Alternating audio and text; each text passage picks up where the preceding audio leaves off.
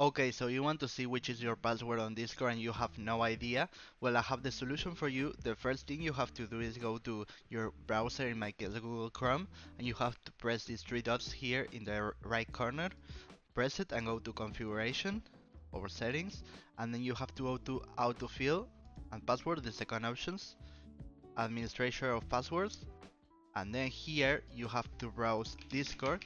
In my case it's not appearing nothing because I'm not logged in into Discord in this browser, but when you look for Discord, all your passwords will appear here so you can see them.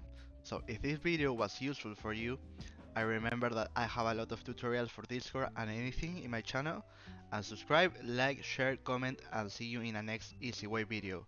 Goodbye.